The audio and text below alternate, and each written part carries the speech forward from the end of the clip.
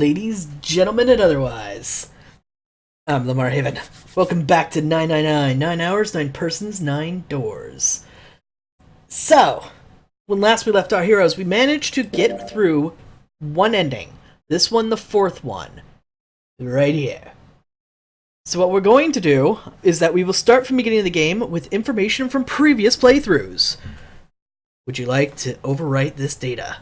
Yes, we would, because what we're going to do is we're going to attempt to get as many endings as we can. So, wow, the pre-order comes with one that comes with a bracelet. That's freaking cool. So here's my plan so far. I have 2 playthroughs that I already have planned. One playthrough is which we're going to do next is we're going to go through every single door we did not go through in the previous run. That way we're going to see much more rooms. However, there is one point where we get to choose 3 rooms. In that case, we're going to go to room number 1, because apparently something huge happened in room number 1 that we never experienced. That ending is called the safe ending. Really? Okay, so what we have already gotten is called the safe ending. So that is our next playthrough, is going to be a playthrough where we go through all the doors, especially door number 1. Playthrough after that is a run where we're going to go follow June everywhere. Where every single room we go into is going to be one that June is going to be going into as long as we have control over the situation. I think that if we go into every single room with her, we're going to find out more about this mysterious illness that plagues her, and maybe find if she has a connection to Zero. In the meantime, we're going to start our next playthrough here. So would you like to overwrite this data? Yes, we would.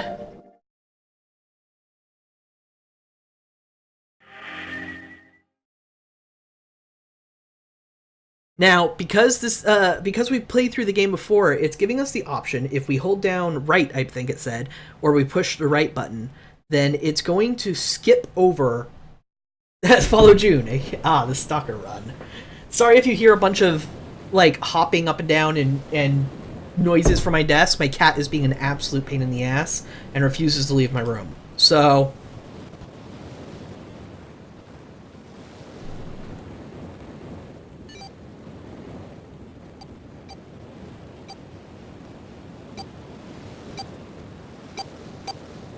So this happened last time, and I think this is the intro video, so I'm going to keep quiet and we're going to let this run.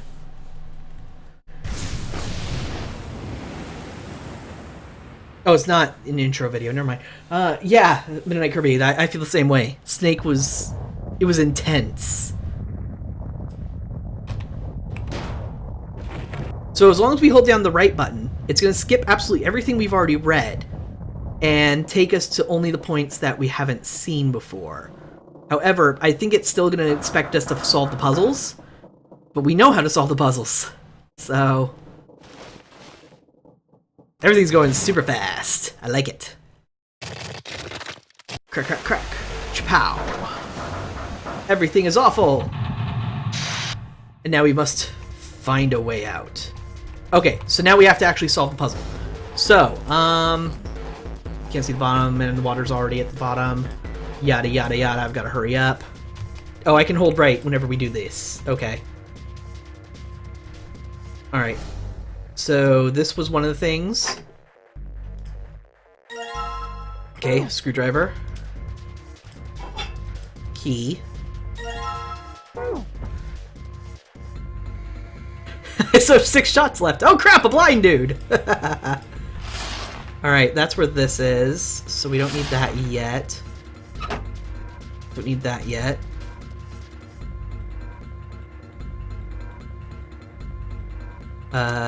Screwdriver? I think I need the screwdriver at some point. Picture frame. Combine.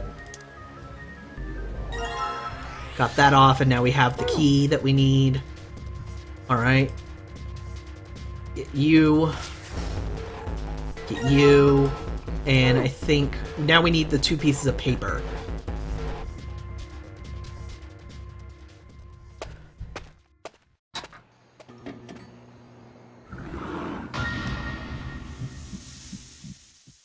The whole sequence was pretty cool.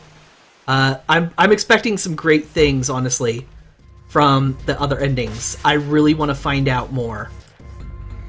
Alright, so we're gonna look at you. Nothing happens. Actually, let's look at the door too. No. Alright, so down here is one of the papers. There's another one somewhere else. We're going to keep looking. I just don't remember exactly off the top of my head where it was. Oh, it's right there. It's literally right there.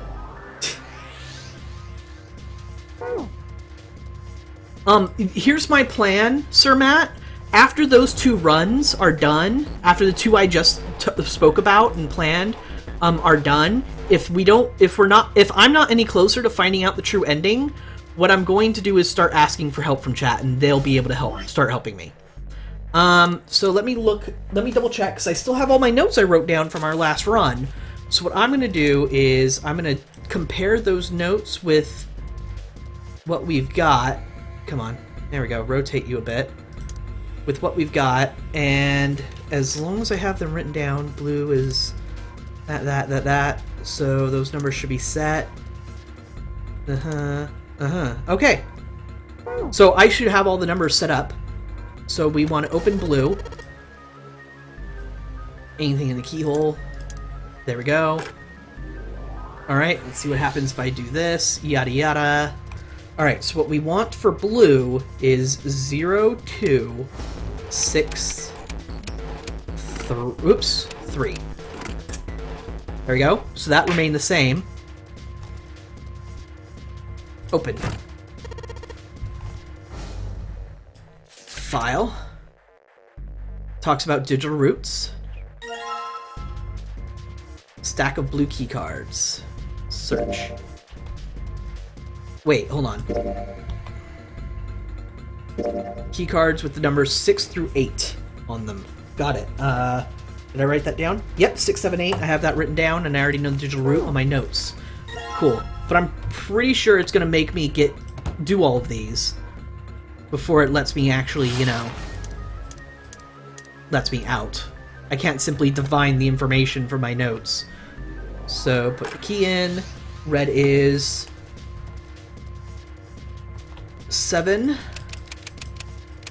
4, 8, 5.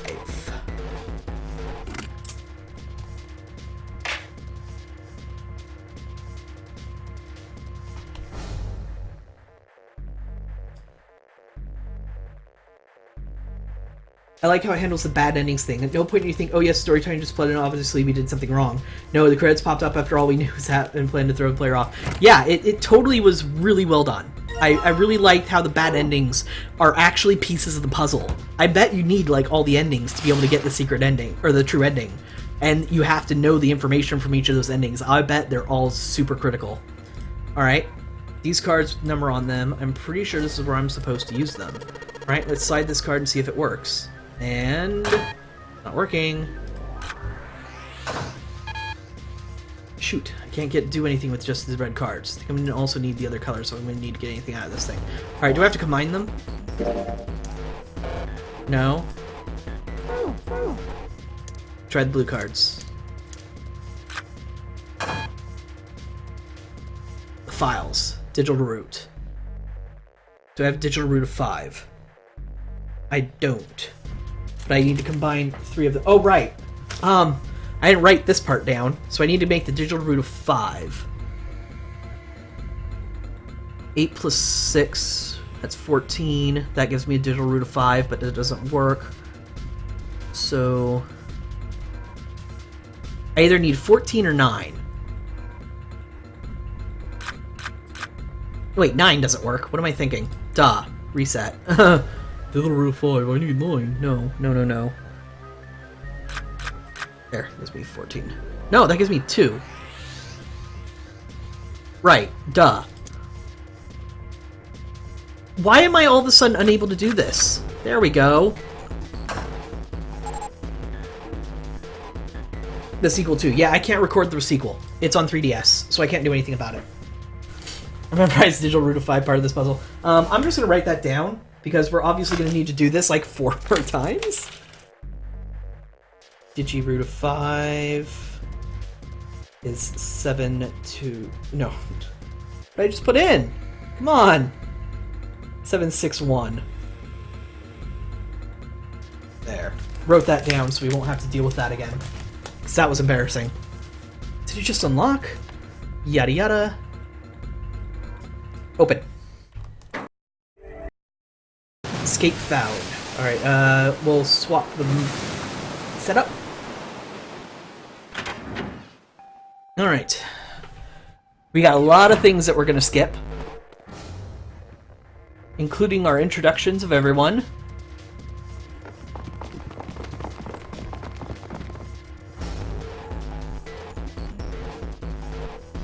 Lots of things are happening.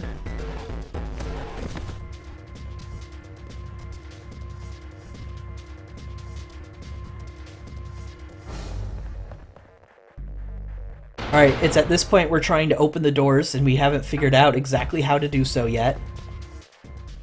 And there's June, who falls on top of Junpei, and they have their little moment of recognition and adorableness.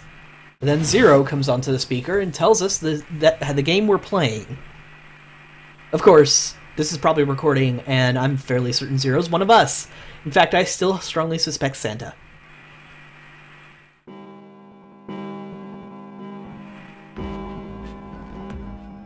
Am I the only one who says seek a way out? I don't know, the game does.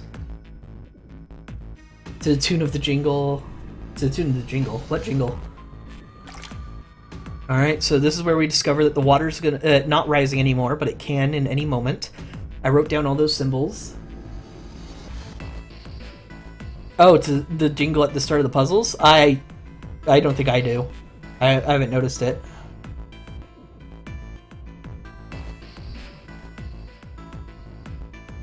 Alright, this is when everybody's starting to come up with their names.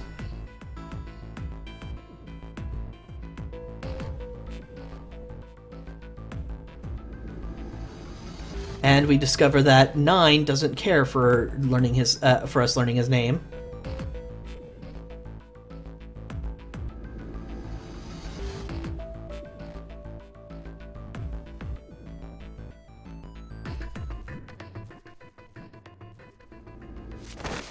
And 9 threatens Clover's life. At this point, there's still not a single option where I get to do anything. This is all playing out on its own. So yeah, there's really no way to help 9. He's kind of super screwed. Which means no matter what scenario we're in, no matter what ending we've got, Ace kills 9. Or gets him killed, at the very least. And this is 9 exploding.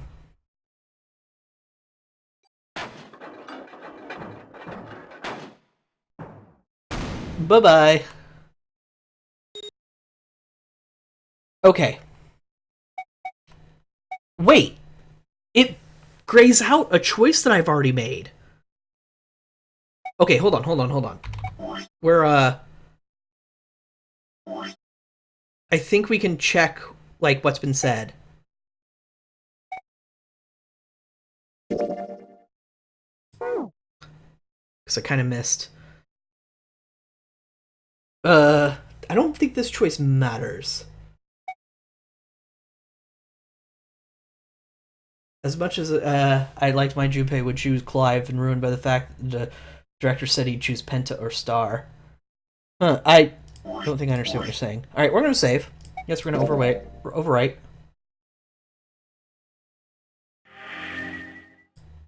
No, we're not quitting. Alright, which pair should go...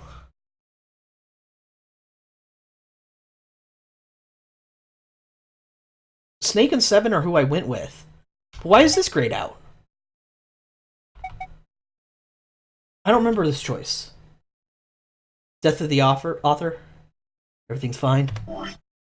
Oops. No. No. Stop doing that. Okay. Ace and Lotus.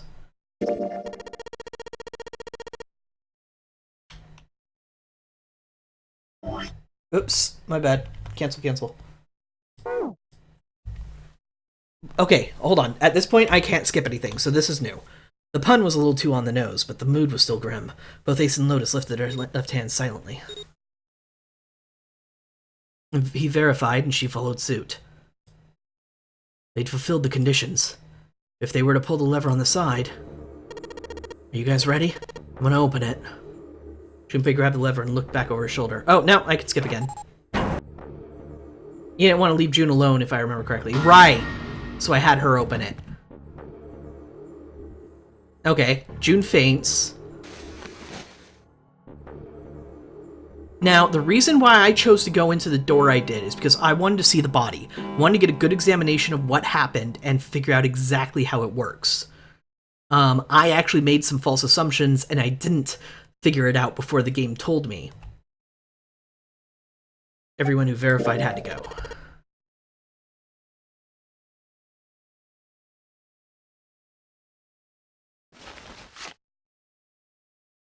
Alright, and this is where it's revealed Snake had information on the game itself given to him by Zero. Wait! He didn't need that information! He already experienced one of these before! Snake survived one of these Nonary games. Then that message might not have been from Zero at all. It might have been like a note he gave to himself, maybe? Or maybe Zero did give it to him, just knowing that it didn't matter. Maybe to give... Zero might have given it to Snake to give him an excuse so that he wouldn't have to reveal he played the Nonary game before. So why would he know the rules so well, kind of thing? Yeah, that makes sense. But Snake might not know that. Like you said, he could have just woken up with it in his pocket, and then be like, okay, well, I'll just use this to explain the rules instead of, you know, me knowing the rules. He's not exactly forthcoming with the fact that he's been in a Nonary game before. But Zero did specifically mention that some people already knew the rules of the Nonary game, and that would be Snake. Huh. Interesting little context. Okay. This is when we're deciding who goes through what doors. Alright. 8365. What would their digital route be for? Alright, so this time I'm going to go through door 4 with, door 4 would be fine. I'm going to go through that. Decided that door 4 would be fine. You would go through door 4 with Lotus, Santa, and June. Why had Junpei even considered doing otherwise? We would be there for June. For Akane Kurashiki. That seemed good. He felt that was the right choice to make. I mean, no shows of affection, but Junpei saw her as something more than a friend from his childhood. He watched the other 4 walk toward their door. Ace, Snake, Clover, and Seven. Junpei said nothing as they left. Before long, they had reached door 5. They talked to one another for a few seconds, saying that things Junpei couldn't hear, and laid their hands on one by one on the scanner of the red.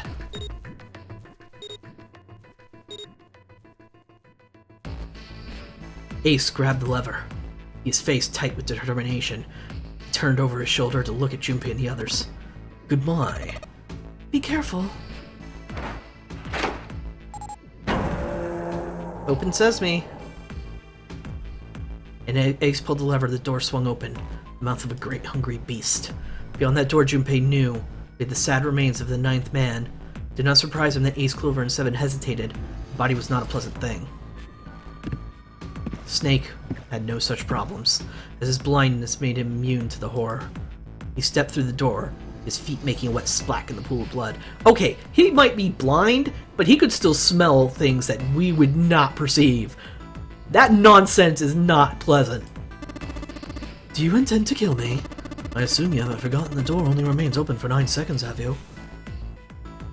Bigger picture here. Why were they all chosen? Snake especially seems so sweet and selfless. Would he possibly done the more incident game like this, and twice no less? Did say this is about punishment, I think.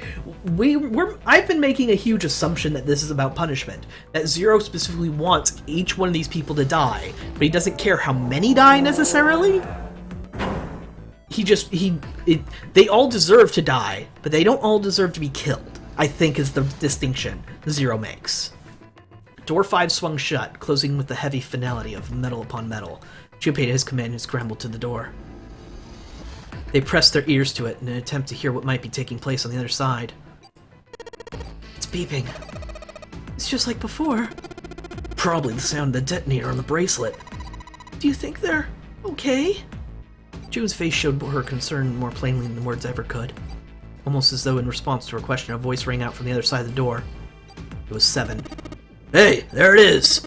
That's gotta be the dead thing! Come on, get over here, we gotta authenticate! And that's them authenticating. The beeping stopped. The sighs of relief were audible even through the heavy door.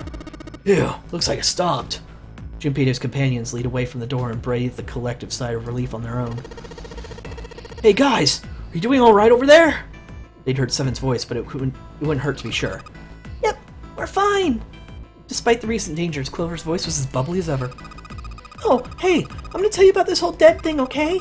The dead is just like the red, but the color's different. You know how the red was red? Well, the dead is blue. Other than that, it's just like the red. Authenticating is the same too. Awesome! Thanks, that helps a lot. Well, we should probably move on now. You be careful out there. Roger that. I realized I should be doing this the entire time because they're talking behind a door. Junpei and the others left door 5 and headed towards door 4. They stood in front of the red and placed each of their hands on it.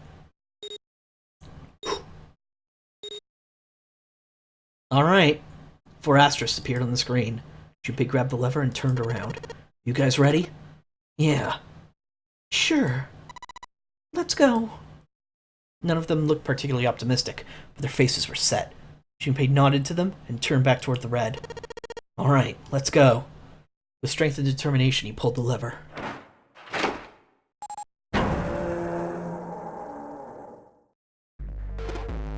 Run! The 4 of them leapt through the door together.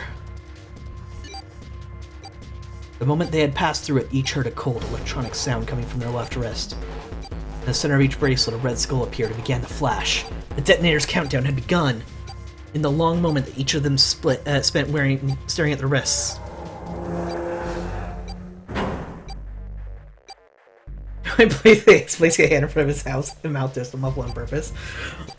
Why, that would be devious. I would never do something like that. The numbered door behind them closed, the sound of metal on metal reverberating down the hallway. There was no way back now.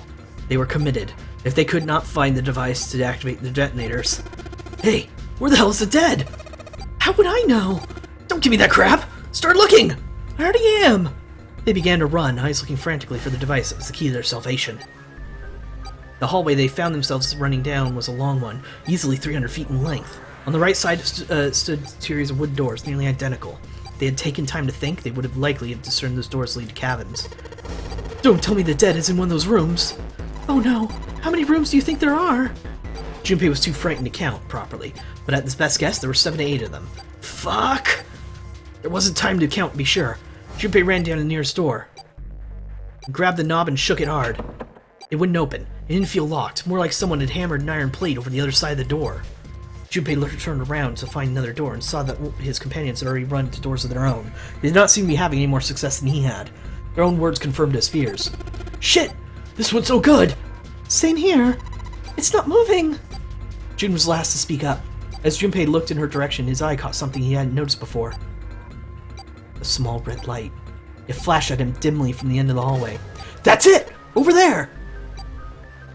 Even as he yelled, he ran. He grabbed Santa, Lotus, and June and pulled them toward the light. Santa called out to them as they ran. Hey! How many more seconds do we have? How would I know? The time limit is 81 seconds. I know that, goddammit. I'm asking how many seconds we have left. In all likelihood, Junpei figured nearly a minute had already passed since the door had closed behind them. That was true. Urgency foremost in all their minds, they arrived at the end of the hallway. The dead sat on the left wall, blinking almost tauntingly at them. Hurry! Junpei grabbed hold of the machine, his hands slick with sweat and shaking. He slammed his hand against the scanner panel. The other 3 quickly followed suit. With a grunt, Santa yanked the lever downward. Whew. I know they don't actually die, but come on!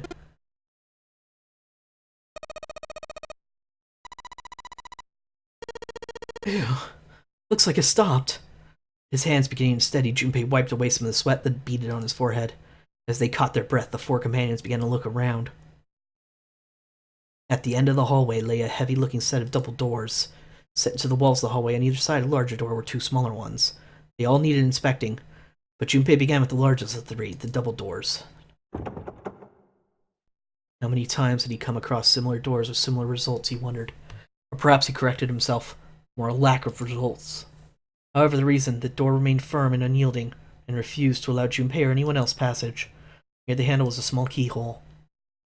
Oh, that's the symbol for a guy. Along the keyhole was a small symbol engraved in the brass. Mail? Wasn't quite sure what to make of it. Stared at a moment in confusion.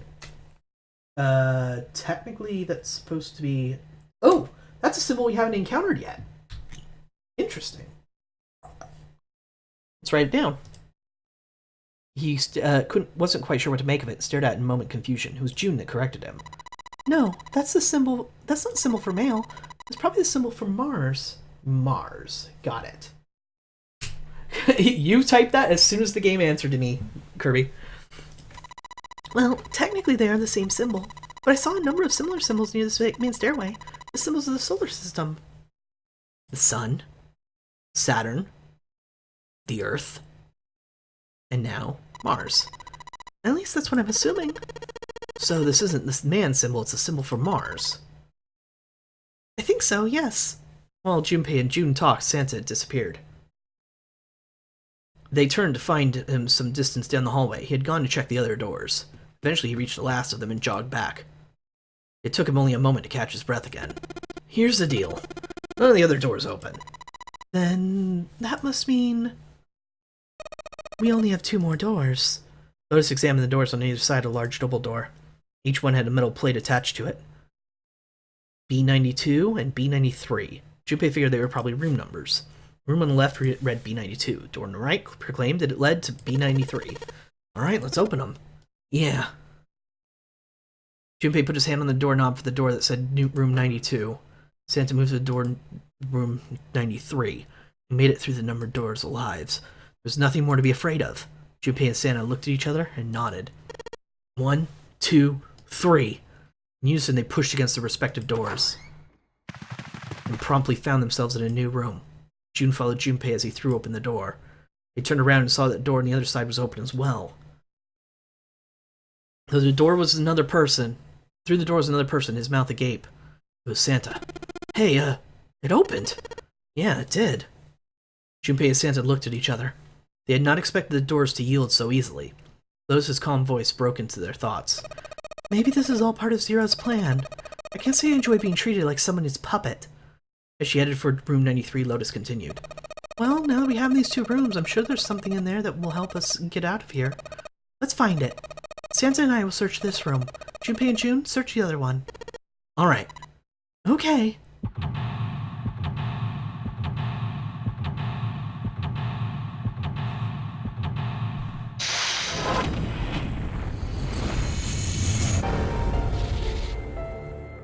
Seek a way out. Yeah, I can see how you would do it with that jingle. Alright. Time for us to seek a way out of our first new locked room of this playthrough. Ooh, interesting. This is kind of a weird looking picture. Do you think it's an abstract painting or something? No, I think it's a symbol of something. It looks kind of like a demon with an elephant-like nose, sucking on a human being's brain. As a not licensed, but with a but a person with a degree in psychology, I do declare that you are completely insane and need to be institutionalized. Seek a way out. What's the hell there? What's her brain made of? Can't say I mind finding out a little bit more about what goes on in there. Kinky. That vase looks expensive. Wonder how much we could get for it. Are you gonna steal it? Oh, you're so cute. June is so cute. I'm glad we have her in a situation where she's not sick as a dog and dying. There's a little blue platform protruding from the shower wall next to the knobs. It's for putting soap on.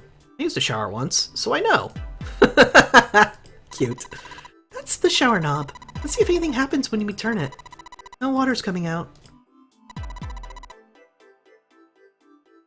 Kind of see a crossed out face in that? Huh. That's the bathroom wall. There are a lot of square tiles over it. Yeah. Why don't we go back to the living room? Okay, let's go back. No, I need to explore more. Let me in. I need to look at the toilet. Now let's check the toilet. There's nothing there. The tank's empty too. There's even any water in it. A collection of full and partially depleted rolls of toilet paper. Someone was well prepared. There's nothing too suspicious about it. Nothing on the light, nothing on the shower head. It's a shower head. Feels dry too. Probably means no one's used it in a long time. Shower curtains, huh? Let's try closing it. No, didn't change anything, but that might be important. If it's great in psychology, VLR will be interesting for you. Some of the gameplay is based on the Prisoner's Dilemma. Ooh, the Prisoner's Dilemma. Actually, it's kind of funny. A lot of the Prisoner Dilemma is a false dilemma in certain cases. You can break it pretty easily. It's kind of funny. Junpei, what are you doing? We don't have time to be relaxing on a sofa. It's a display case, but there's nothing being displayed. How sad. Looks like the jars are empty too. Matches. Search. It's a box of matches. There are matches inside, obviously. Alright, we might need that for something. Let's start lighting everything on fire. Junpei looked down blankly at what he was holding and up to June. Oh yeah, how's your fever? Are you feeling better now? Yes, I'm feeling fine. June certainly looked fine. Junpei held his hand to her forehead for a few seconds. Seemed her fever really had gone down. Are you worried about me? Yeah, I guess I am.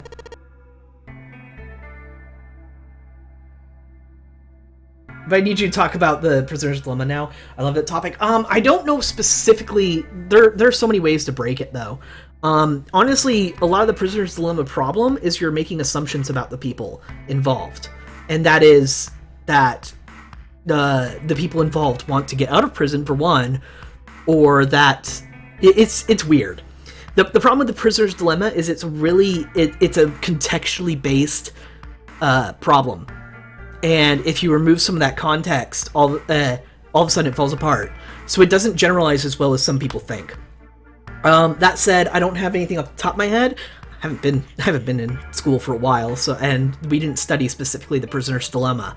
I'd have to look some stuff up and make sure I know what I'm talking about. But the main problem with the Prisoner's Dilemma is it's too contextual. And if you take even one aspect of the context out, or you make too many assumptions about what the people want involved in the Prisoner's Dilemma, it can all fall apart pretty quickly.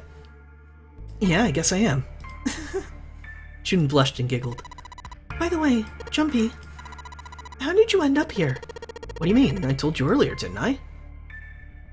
There was a man with a gas mask when you got home. Which is a man with a gas mask when you got home at night. Built some white smoke and passed out. There's a twist that if your points reach 0, the death penalty activates. They don't find out until after run 1. Hey! What are you doing revealing twists? Even if they're early ones.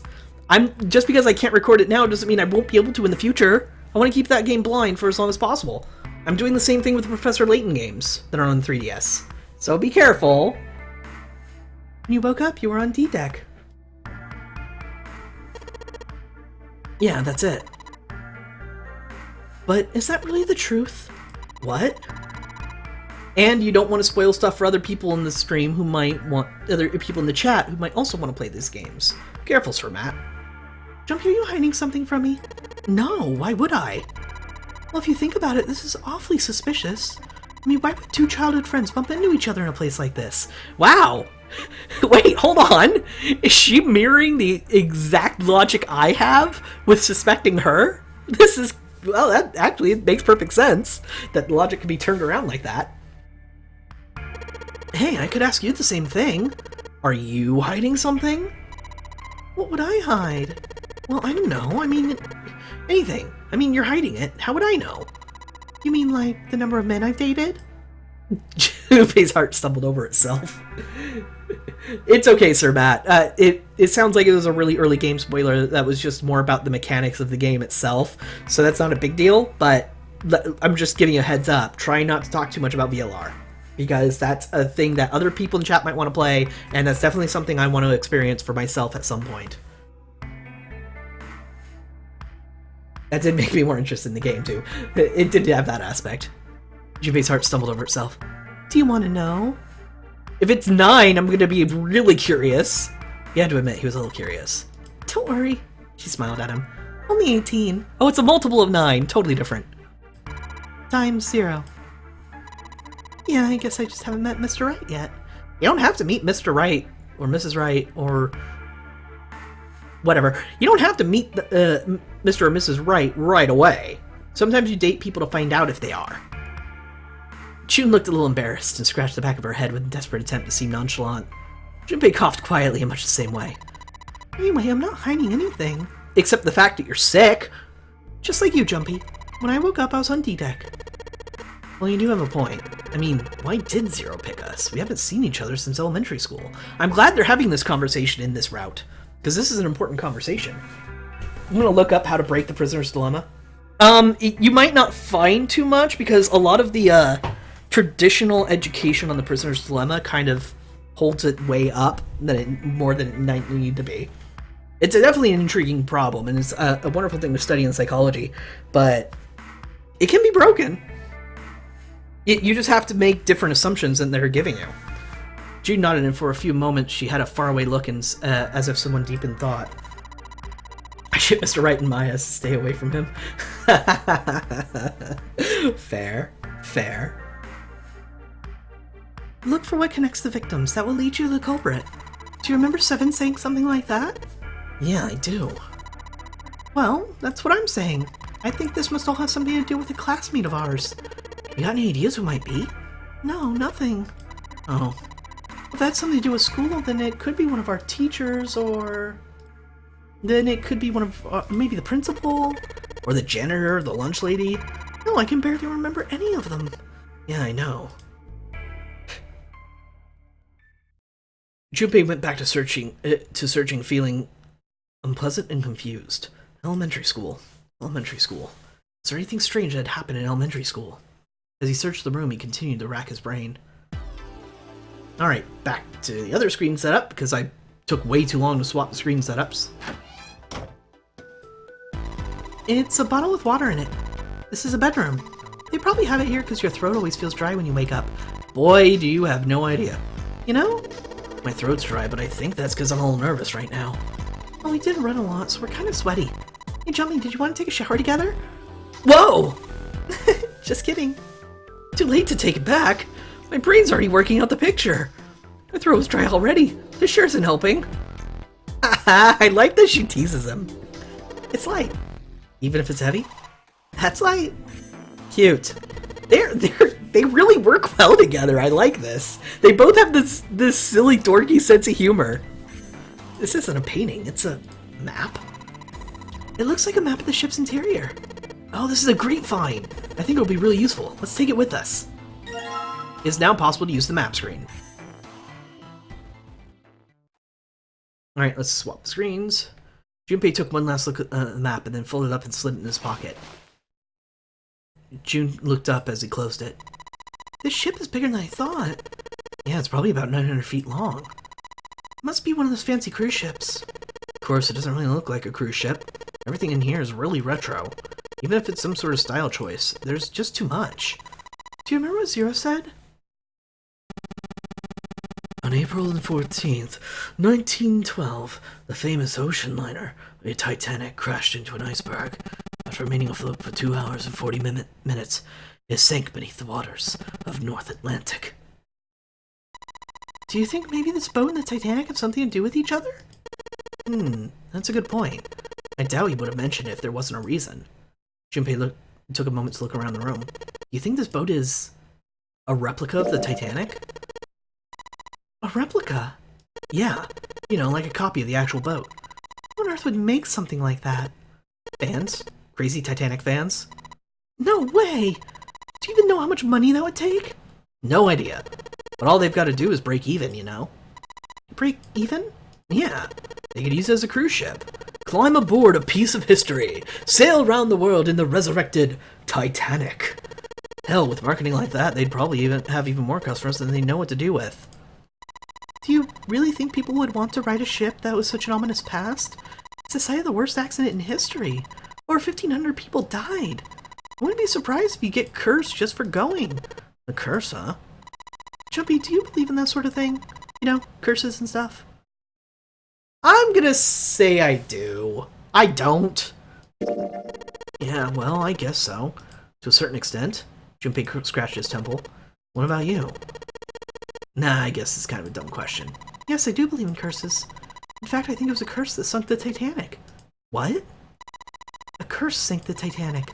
The curse of the Egyptian mummy. Oh. Okay. I think she's messing with us. Junpei couldn't understand how June had maintained a straight face to say that. Supposedly the Titanic carried the mummy of the priestess Amon-Ra, which was stolen from a pyramid. And they say that the mummy had a history. Everyone involved with it died mysterious deaths. I've heard of this somewhere before. Related to the Titanic. The mummy's curse, I know, is a common curse trope. But I mean, that's 274.32 meters, for anyone too lazy to look it up. That makes less sense than 900 feet to me, because I'm an American. Everyone involved died mysterious deaths. Come on, I'm sure you've heard of it before. Those who open the coffin will sneeze terribly. Ow. Head. Ugh. Those who open the coffin will be forever cursed. Haven't you ever heard that, Oman? God, I needed that sneeze, though. I can actually breathe through my nose now. So you're saying the Titanic sunk because of that curse? That's right. June's eyes lit up with excitement, like a child with a new toy. That mummy, the priestess. Supposedly she was special. What do you mean? Well, supposedly she was really pretty. Pretty? Yes. But she was a mummy. That's right. She wasn't all shriveled up or rotten or anything. She looked just like she was alive. Oh, I get it. It's that thing. I don't remember the name. Where your body turns into some kind of, like, wax? The dead body is put in the right sort of environment. The fat in it turns into something like a candle wax, right? And yeah, saponification. But that's not what it was. Huh? That's not it. She wasn't wax. And what was it? They say that she was frozen. What? Frozen? That's right. The whole body was frozen solid. You know how a human body is more than 60% water? Well, all that water was frozen. Yeah, I assumed you meant decimal point, not the comma. The story says that from the time of its discovery all the way through when it was put on the Titanic, even though it was carried through the desert, her body never melted. June and Junpei talked a little more, and then went back to their investigation. Even as they did, his mind went back to what she'd told him. Ice that wouldn't melt, even in the desert. Does such a thing really exist? No, even if it did, it wouldn't really be ice anymore, would it? The more he thought about it, the more his head hurt. Like he'd eaten ice cream too fast. Oh, is that it? Huh. Interesting. And, I knew some places used a comma instead of a decimal point. The light blue blanket with a design on it. Someone's made the bed, or at least never unmade it. Glowing bed sheets under the blanket, nothing exciting. Look, there's two pillows right next to each other. Guess it's a double. Huh? What's up? You're turning red. Oh man, is there fever back? Hey, are you alright? Do you need to lay down for a minute? I'm fine. I think it's just a little early for that. Huh? Hey, seriously, are you really okay? A bed frame. Now you don't have to worry about falling off. I toss and turn in my sleep. She's blushing again. What the hell is she thinking about? I like her. Oh, a key. Dresser key. A key. Do you think it's the key to the dresser? It's a dresser. There's nothing on top. It's the mirror for the dresser. And now she's playing with her hair. Does she even realize she's doing that? Hey, I don't have time for that. Come on, it's not like there's anyone here you need to impress. Junpei, you thick bastard. Yes, there is. Who?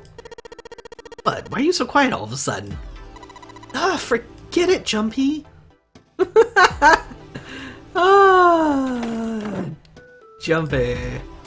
A chair that goes in the dresser. There's nothing particularly interesting about it. There's a light. Thanks to it, we can see.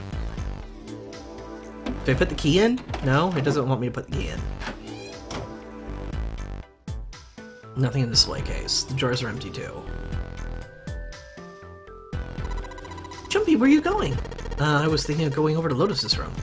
Why? What do you mean, why? I'm just gonna check on them. Is there something wrong with that? Well, no. Come back soon. Sure thing. I'll leave the rest to you. Sure, leave it to me.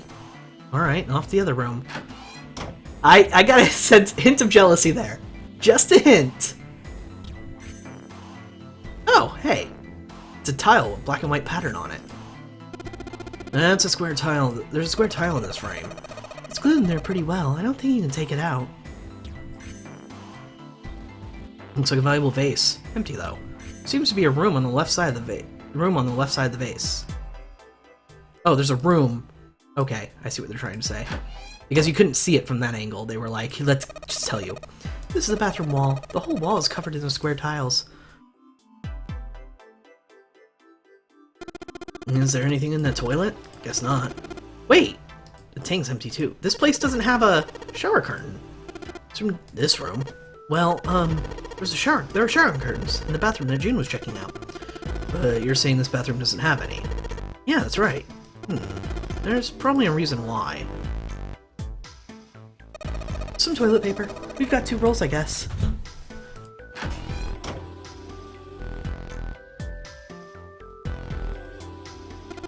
Well, this is the display case. Check it out. These plates and shit look real expensive. Wanna take a look? Hello, Sigmund Zero! Damn. Guess it's the wrong key. Well, guess that means there's gotta be another one around here somewhere. Otherwise, we aren't gonna be able to open this thing. There are a number of expensive looking plates in here. The vase looks really expensive. This tile! I think I've seen it somewhere. Yeah, I know. Kinda looks like the one we saw in the other room. Alright, so we probably need to get our hands on all those tiles if possible. The room in the back is dark. Aren't there any lights? Huh? There's a light switch, right? Sweet, I could use some light. Shoot, no dice. You think the bulbs are burned out? Either that or the electricity in this room was deliberately shut off. I don't really give a crap why it doesn't work. If it doesn't work, we can't do shit about it. It's way too dark in here to see anything. We're gonna need some light.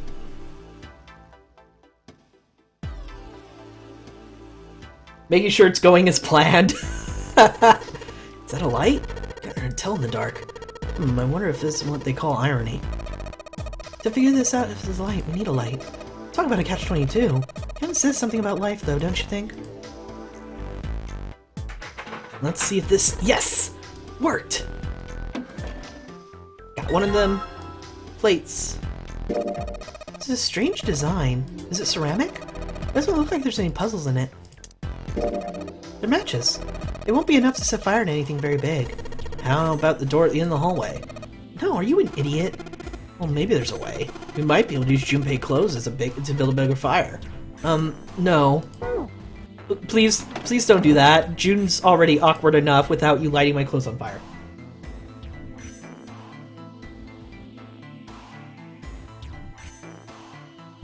Funya Rinpa room. Why does that concern me? Sleep would be nice, but I guess it would probably cost me my life. It's too dark to search for anything. Alright, so I have the matches though, but I guess it's not letting me light anything. Doesn't look like this light can turn on. Maybe we'll get lucky and find something else we can light this place up. Oh, we have a candle. Duh. A candle with a candlestick. This might come in handy. I know. If I use these matches to light the candle...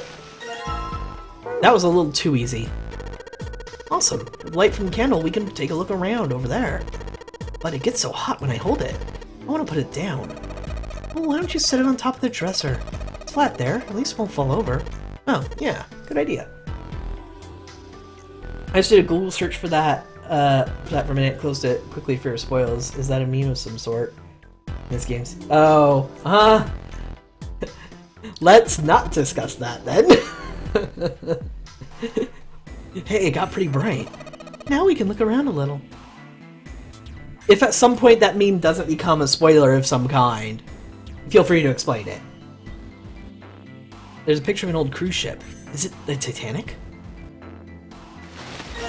Curtain. Oh, hey. A curtain, huh? Well, it's got all the metal rings, probably so you could hang it from something, you know? Yes, but it doesn't look like a normal curtain. The way it feels, it's like it's probably waterproof. Why don't we... Which would make it a shower curtain. Shower curtain, huh? 2 pillows in a pile. Oh. A pile of pillows. Is that supposed to be some kind of joke? Hey, calm down. Doesn't make much sense unless you actually see the same scene for yourself, so I'll wait. Okay. Anything under the blanket? Nope, nothing suspicious here. Huh? Hey, what the hell? It just got dark all of a sudden. Maybe the candle got blown out. We should go see. It ran out already? No, the wax is gone. No, never mind. I guess it melted out already. There's a candlestick covered in melted wax on the dresser. Hey, what's this? The top of the candlestick looks kind of weird. You're right. It's all bumpy. It's a key. Huh. Part of the candlestick where the candle goes looks like it's a key. A key, huh? I think I ran into a lock I couldn't open earlier.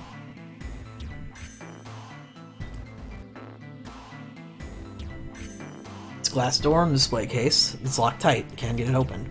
A key, huh? Oh yeah. Let's see if this candlestick key will do anything. Yes, it opened. All right, pull that shit open. Open. A plate. Hey, don't you think the pattern on that tile looks like something? Yeah, I think I saw it somewhere. Hey, Junpei, you got a minute? Santa had shown up out of nowhere and gave Junpei no small start. Here, take this. Santa pulled something out of his pocket. If you heard that, that was my cat snoring. Oh, cat, you're adorable. It looked like a bookmark. It had a 4-leaf clover on it. What is this? I found it in between some of the cushions on the sofa. Pretty sure it ain't gonna be any help to us, but I figured you might as well hang on to it anyway. Then why don't you hold on to it? Santa gave me a wry smile. You know that I hate most in this world. I have 4 things. Hope, faith, love, and luck. Damn, dude! That must suck!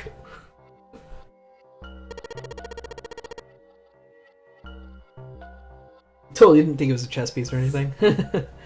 Hope, faith, love, and luck. Damn straight. And you hate these things. Yeah, you got a problem with that? Not really, but Junpei tried to figure out best the phrase what he wanted to say. What does a bookmark have to do with anything like that? It's a 4-leaf clover. It's about luck. Santa scratched the back of his ear and looked awkward. Well, see, each leaf on the 4-leaf clover has a meaning to it, alright? That meaning is pretty much those 4 words. It's like a flower language. Well, I guess it's not a flowers, is it? So a leaf language, I guess. Yeah, you can call them a leaf words. Leaf words? Junpei looked at the bookmark. Hope, faith, love, and luck. So I'm guessing the 4th clover on the 4-leaf clover is supposed to be luck, and that's why 4-leaf clovers are good luck? Huh. We got any of the endings, any of those endings yet? Yes, Sigmund Zero. I got what people are calling the safe ending. I don't know if that means, like, in a safe, or we were safe, or something. I don't know. But only 1 ending so far. We're working on that 2nd ending.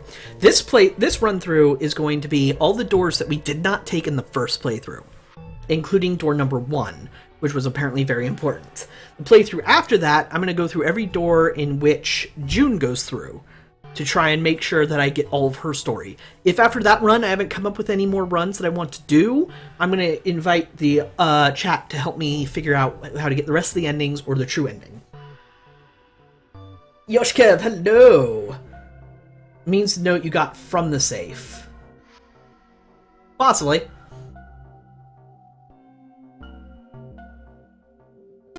So, yeah, I want you to take it, okay? Just touching it gives me the creeps. Take the damn thing, alright? Santa pretended to shiver with disgust and shoved the bookmark into Junpei's confused hands. Junpei, what do you want to do? I guess I'll take it. Decided to take it. After all, why shouldn't he? Alright, sure, I'll take it. He shoved the thing into his pockets and gave Santa a last confused look. Phew, man, I feel a lot better now. That thing was a real pain, you know. Do you really hate those 4 words so much? Yeah, well, they can all betray you, you know? Hope, faith, love, even your destiny. What had happened to Santa, Junpei wondered. How had he become such a better person? For a moment, they looked at each other. Well, that's not my only reason. What? What? That's not the only reason I hate a 4-leaf clover. I just can't bring myself to like the number 4. Really? Huh. What? Worried about the 4 horsemen? Nah. Come on, man, that's just silly. Who back in Dark Age, maybe back in Dark Ages that kind of crap scared people, but this is the 21st century. I'm a 21st century guy. And why do you hate 4 so much? Because it's a half-ass number. Not the best or the worst. That's why. What? 9 is a way better number. See? They really want me to suspect Santa at this point. Which now makes me think he's not 0. It's more or less a neutral ending. Huh. Safe ending essentially just means you didn't escape, but you didn't die either. Oh. Okay. So what if it's last place, right? At least it's not some lame-ass middle number. Santa's explanation made no sense. Junpei was even more confused than before. You play? Play? Wait, you mean like gambling? Yeah, of course. What else would I mean?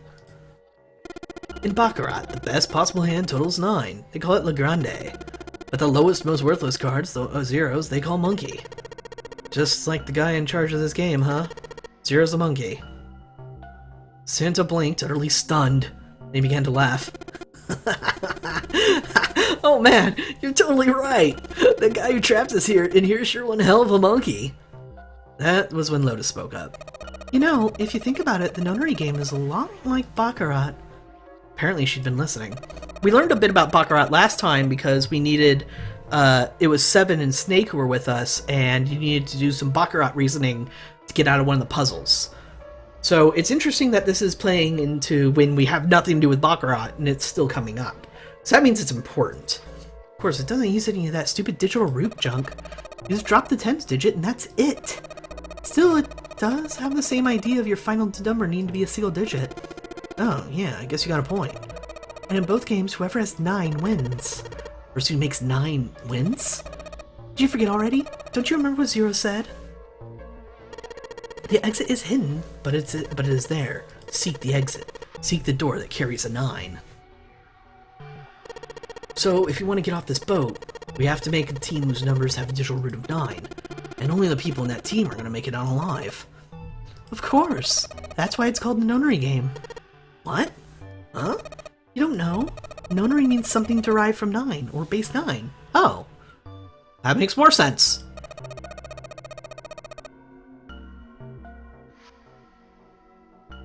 Yoshkev, no, not allowed. It derived from a Latin prefix, nona, which means 9. While we're at it, the prefix for 1 is uni, or uni. You know, like the unicorn, the horse with 1 horn. 2 is bi, like binary, or me. I mean, what? Binary means composed of 2 parts. 3 is tri. I'm sure you've heard that one plenty. Like trio, triple, triangle. You get the idea. After that you have quart, quinty, sext, septum, and so on. And of course, the prefix for 8 is octo, like octopus. It's called that because it has 8 legs. Get it? I see. So then nona means 9. Lotus nodded. So how many of us are trapped in this ship? That'd be 9. And what are the bracelet numbers we have? They go from 1 to 9. And our time limit? How many hours did we have? Zero said 9 hours. And finally, to get off the ship, we need to find a door with a 9 that's hidden somewhere on the ship.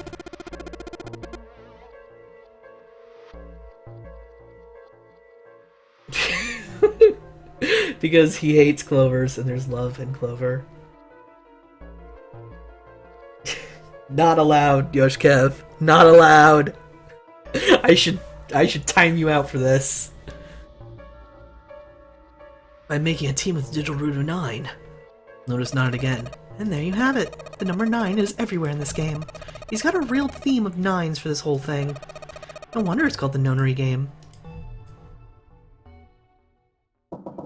Somewhere far away, Junpei heard the creak of stressed metal. It sounded almost like Zero laughing at them, or the sad, desperate scream of a pig headed for the slaughterhouse. Well, that was nice and depressing. Why don't we find out more about this after a break? So get up, stretch, whatever you can do, be able to keep watching comfortably, and I'll be right back.